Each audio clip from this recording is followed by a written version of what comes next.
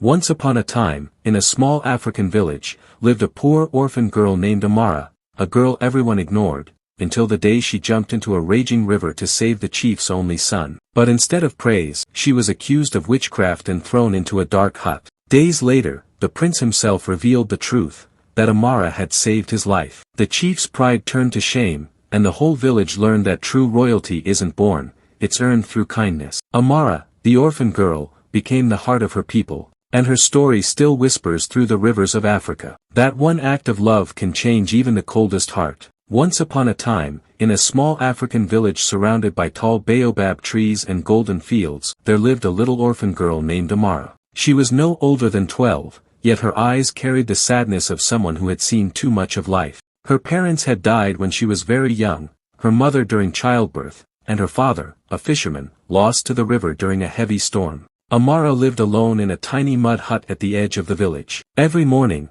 before the sun rose, she walked barefoot to the river with an old wooden bucket. She fetched water not only for herself, but also for an old widow named Mama Zuri, who had once helped her when she was starving. Life was hard, but Amara never complained. The villagers often looked down on her. She's cursed, some would whisper. That's why misfortune follows her. But Amara never answered back. She would only smile gently, her heart too kind to return hatred. One morning, as the sun painted the sky in shades of orange and pink, Amara walked to the river like she always did. But this time, she noticed something unusual, a group of royal guards standing by the riverbank. Their faces looked tense. Horses were tied to trees, and one of the guards was shouting orders. Amara stopped and hid behind a tall bush. She heard them speak. The chief's only son, Prince Cato, had gone missing during a morning ride. His horse had returned without him, and the guards were searching everywhere. Amara's heart pounded. She had seen the chief's son only once, a proud young man who rode through the village wearing fine clothes and a golden necklace. He was admired by everyone, and the chief loved him more than anything. Without thinking twice, Amara walked closer and asked one of the guards softly,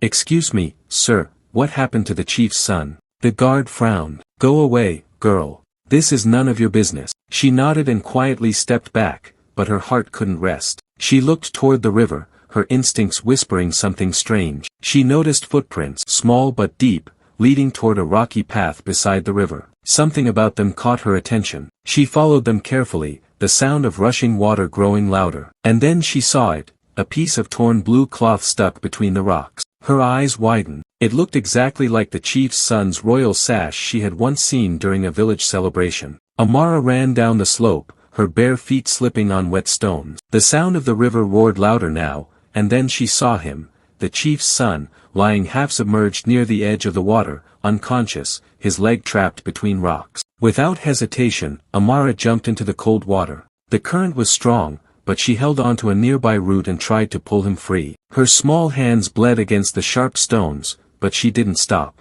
"Hold on, please hold on," she whispered, though he couldn't hear her. After what felt like forever, she managed to free his leg and pull him to the riverbank. He was pale, barely breathing. Amara pressed her ear to his chest, a faint heartbeat. Tears filled her eyes. She remembered something Mama Zuri had told her, when someone faints, never lose hope. Hope is stronger than fear. So Amara began pressing on his chest gently, again and again. She whispered prayers between each breath. Finally, the boy coughed, water spilled from his mouth, and his eyes opened slowly. Who are you?" he muttered weakly. Amara smiled through tears. "You're safe now, don't move." He looked around, confused, recognizing the face of the poor orphan girl from the village. Before he could speak, the royal guards arrived, shouting in relief. They rushed to lift him, thanking the heavens for his survival. But when they saw Amara, muddy, wet, and trembling, one of the guards frowned. "What did you do to him?" he barked. "I saved him," she said softly,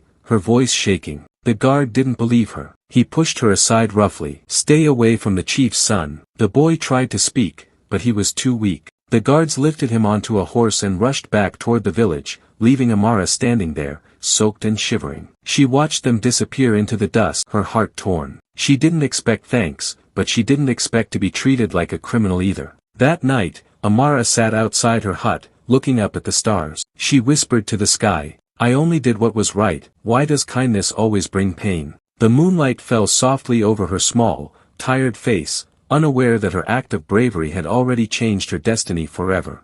The sun rose slowly over the quiet village the next morning. Word spread quickly. The chief's son had been found alive by the river. Everyone was talking about it, their voices buzzing through the morning air like bees around a hive. But no one mentioned Amara. The guards had told the story differently. They said they had found Prince Cato and rescued him just in time. Meanwhile, in her small hut, Amara sat by the fire trying to dry her torn dress. Her hands were still scratched from the rocks, her body weak from the struggle in the river. But she smiled to herself. "He's safe," she whispered. "That's all that matters." At the chief's palace, a large compound made of red clay walls and tall wooden gates, the celebration was already being prepared. The chief had ordered a feast to thank the gods for his son's survival. Inside, Prince Cato lay on a mat, his leg wrapped in bandages. He could barely remember what had happened. All he recalled was falling from his horse, hitting his head, and then a faint voice calling his name through the roaring water. When he tried to tell his father, the chief, about the girl who saved him, the chief frowned deeply. "A poor orphan girl?" he asked in disbelief. "That cannot be true, my son. The guards said they found you." Cato shook his head. "No, father. I saw her face. She pulled me out of the river. I owe her my life." The chief's expression hardened. He was a proud man, used to power and respect. He didn't believe that someone as lowly as a poor orphan could have done what his trained guards could not. "My son," he said sternly, "perhaps your memory is weak from the accident. You are the heir to this village. Never forget your place, and the place of others." Prince Cato tried to argue, but his father raised his hand. "Enough. Rest now. We will honor the guards at tonight's feast." Cato turned his face away, disappointment clouding his heart. That evening, the feast began. The palace courtyard glowed with torches. Villagers gathered, musicians played drums, and laughter filled the air. The chief stood tall, dressed in his royal robe. "My people," he announced proudly, "our gods have been merciful. My son, Prince Cato, is alive and strong again, thanks to the bravery of my royal guards." The crowd cheered loudly. The guards stepped forward, bowing as they received golden bracelets as a reward. But Cato sat silently, watching, his eyes distant. He remembered Amara's trembling hands, the way she whispered prayers beside the river. He couldn't stay quiet any longer. He stood up slowly, leaning on a wooden cane, and faced the crowd. "My father," he said loudly enough for everyone to hear, "with all respect, it was not the guards who saved me." The music stopped. Everyone turned to look at him. "It was a poor orphan girl," Cato continued. "She pulled me out of the river when I was drowning. She risked her life for me, and you all left her with nothing." Murmurs rippled through the crowd. The chief's face turned red with anger. "Cato, you embarrass your family with foolish tales," he thundered. "It's not foolish," Cato replied firmly. "I owe her my life. We must find her and thank her properly." The chief glared at his son. His pride burned stronger than his gratitude. "Enough," he shouted. "I will not have my son speak of a filthy orphan girl in front of our people. She probably followed you for your wealth or wanted attention." Cato's eyes widened with disbelief. "Father, how can you say that? She did it out of kindness." The chief turned to the guards. "Find that girl and bring her to me. If she lies, she will be punished for spreading false stories about my family." The guards bowed and left immediately. Meanwhile, far away at her small hut, Amara sat by the dying fire, unaware of the storm that was about to reach her door. She was thinking about going to the palace herself, not for reward, but just to make sure the chief's son was truly well. Then she heard it, heavy footsteps outside. The door burst open. The guards entered with torches. "You are coming with us," one of them said coldly. Amara looked frightened. "Why? What did I do?" "The chief demands your presence. Now." They grabbed her arm roughly and dragged her out into the night. The villagers peeked from their huts, whispering as the torches flickered through the dark paths. Amara's heart pounded. She didn't understand why she was being treated like a criminal for doing something good. When they reached the palace, the guards pushed her to her knees before the chief. The courtyard was silent except for the sound of the drums beating slowly. The chief looked down at her with cold eyes. "So," he said, "you are the girl who claims to have saved my son." Amara's voice trembled. "I don't claim anything, chief. I only did what was right. Your son was drowning. I helped him." The chief crossed his arms. "You expect me to believe that a weak orphan girl rescued the heir of this village from a raging river?" Tears welled up in her eyes. "I'm not lying, my chief. I swear by the gods." The chief leaned forward, his voice low and sharp. "If you lie to me, you will be punished. Do you still stand by your story?" Amara lifted her head. Her voice, though soft, was steady. "Yes, my chief. I would never lie." The chief's eyes narrowed. Very well, we shall see the truth by morning. And with that, he ordered the guards to take her away and lock her in a small storage hut behind the palace. As the door closed behind her, Amara sat in the darkness, tears falling silently down her face. She had saved a life, but now, her own was in danger. Night fell over the village, heavy and silent. Inside the small storage hut behind the palace, Amara sat on the cold floor, her hands tied loosely with rope. A single moonbeam slipped through a crack in the wall and touched her face. She wasn't angry, just tired. All she could think about was the chief's son, hoping he was still safe. Meanwhile, in the palace courtyard, Prince Cato couldn't sleep. His conscience burned inside him. He knew what had happened wasn't fair. The girl who had saved his life was being punished instead of honored. He limped to the window and looked toward the dark yard. Father may rule this land, he whispered, but he does not rule my heart. Quietly, he took his cane and slipped out of his room. 2 guards stood at the gate, but Cato knew a hidden path through the garden. He followed the narrow trail until he reached the old storage hut. Inside, Amara heard a soft knock. Who's there? She whispered. It's me, a familiar voice answered. Cato. Her eyes widened. The door creaked open, and the prince stepped in, carrying a small lantern. His face looked pale but kind. You shouldn't be here, Amara said softly. I should, Cato replied. Because this is my fault. You saved my life, and now you suffer for it. He kneeled beside her and gently untied the ropes. I'm sorry for my father's pride. He doesn't understand what courage looks like. Tears filled Amara's eyes. I didn't do it for thanks. I only wanted you to live. Cato smiled sadly. And that's exactly why you deserve to be thanked. He helped her stand. Tomorrow, I'll tell everyone the truth myself. The whole village will know what you did. Amara shook her head fearfully. The chief will be furious. Let him, Cato said firmly. He can't punish kindness forever. Before dawn, Cato returned to his chamber quietly. But he wasn't alone for long. One of the palace servants had seen him leaving the hut and whispered the news to the chief. When morning came, the chief stormed into his son's room. You dare defy me, boy, he roared. You went to that girl after I forbade it. Cato stood tall despite his weakness. Yes, father, because she doesn't deserve to be treated like a criminal. She's the reason I'm alive. The chief's voice trembled with anger. Do you have any proof? Or is this just another of your childish dreams? I have proof, Cato said calmly. The piece of my royal sash. She found it in the rocks. It's still by the river where I fell. Let us go there together, and you will see. The chief hesitated, his pride fighting with doubt. Finally, he nodded sharply. Very well, we go now. They rowed to the river with guards following. Amara was brought along, her hands free but her heart racing. When they reached the riverbank, Cato limped toward the rocks and pointed. There, that's where I fell. The chief examined the spot. Sure enough, among the stones, the torn blue cloth of his son's royal sash still fluttered in the breeze. He looked at Amara. And you pulled him out, from here. Amara nodded silently. Her eyes were filled with fear and exhaustion, but also truth. One of the guards stepped forward, guilt in his voice. My chief, we arrived late. When we found the prince, this girl was already there. We took credit for the rescue. Forgive us. A heavy silence fell. Even the wind seemed to stop. The chief's face changed. His anger faded into shame. He turned to his son, then to Amara.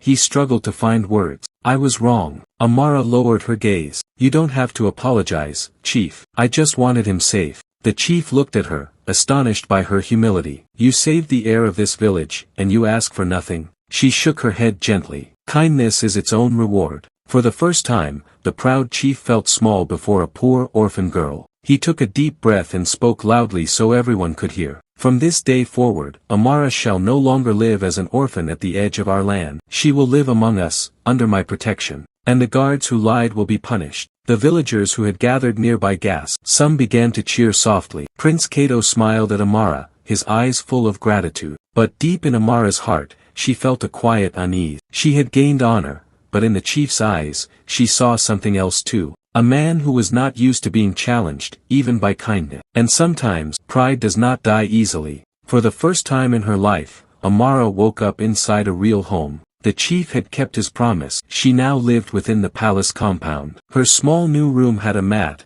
a clay lamp, and a window that looked over the river where everything had changed. Every morning, she helped the palace cooks, washed clothes, and sometimes carried water for the healers. The villagers who once ignored her now greeted her with smiles. Children waved when she passed by. But even with her new place in the chief's home, Amara remained humble. She still helped the old widow, Mama Zuri, and shared her food with the poor. Her kindness only grew stronger. Prince Cato, meanwhile, visited her often. They sat under the mango tree near the palace gate, talking for hours. "You could have asked for gold or land," he said one day, "yet you chose to ask for nothing." Amara smiled shyly. "What would I do with gold, Prince Cato? I'm happy just seeing people smile again." Cato looked at her with admiration. "You're different, Amara. I wish more people were like you." But not everyone shared his feeling. Among the palace servants was a young woman named Lena, the chief's niece. She had always dreamed that one day she would marry Prince Cato.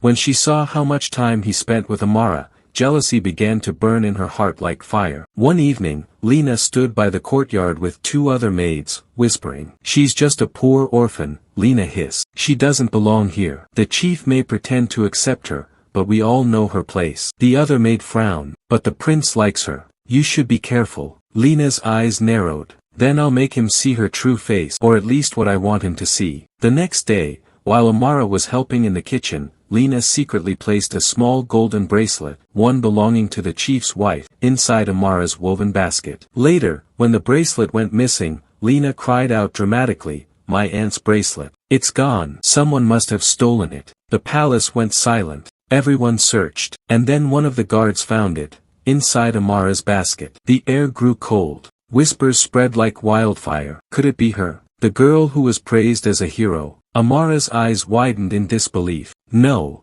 I didn't take it. I swear I didn't." But Lena played her part perfectly. Tears rolled down her cheeks as she said, "I trusted you, Amara. How could you do this?" The chief was furious when he heard. "After all we've done for you, this is how you repay us." Amara fell to her knees, crying, "Please, my chief, I would never steal. You must believe me." The chief's heart had softened since the river incident, but his pride still ruled his judgment. "Until we find the truth," he said coldly, "you will remain under guard. I will not have a thief in my home." Amara was taken to a small room and locked inside. She sobbed quietly, her voice trembling. "Why do I keep being punished for doing good?" That night, Prince Cato returned from visiting a nearby village. When he heard what had happened, he rushed to the chief's quarters. "Father," he shouted, "this is a lie. Amara would never steal." The chief sighed. "My son, I believed her once, and I was wrong to doubt you. But this time, the evidence is clear." Cato clenched his fist. "Evidence can be planted. Someone wants to destroy her." The chief turned away. "Enough, Cato.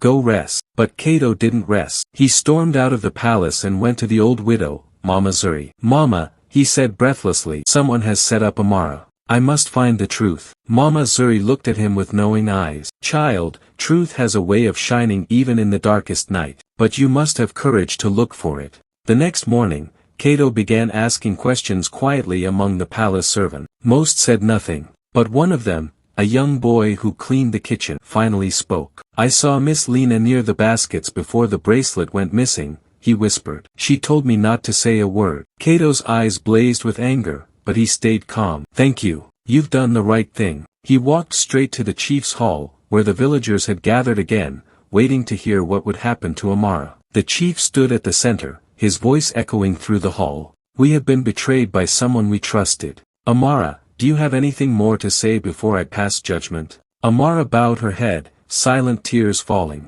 "Only that I am innocent." Cato stepped forward suddenly. "And I can prove it." Gasps filled the room. Even the chief froze. Cato turned to the guards. "Bring Lena here." The crowd whispered nervously as Lena entered, her face pale. "You hid my mother's bracelet in Amara's basket," Cato said sharply. "Do you deny it?" Lena stammered, I don't know what you mean." Cato looked at the young kitchen boy. "Tell them what you saw." The boy stepped forward bravely. "It's true, Chief. I saw her place the bracelet there." The chief's face darkened. "Is this true, Lena?" Lena burst into tears. "I'm sorry. I was jealous. She took everyone's attention, even the prince's. I didn't mean for it to go this far." The chief looked at Amara, guilt and shame heavy in his eyes. "Once again, I have wronged you, child. You have shown more honor than those of noble birth." He turned to Lena. "You will leave this palace at once. Envy is a poison that destroys the soul." Lena was taken away crying. Cato gently helped Amara to her feet. "You see, the truth always comes, even if it walks slowly." Amara looked at him through her tears. "Thank you, Prince Cato. You believed me when no one else would." He smiled softly. "And I always will.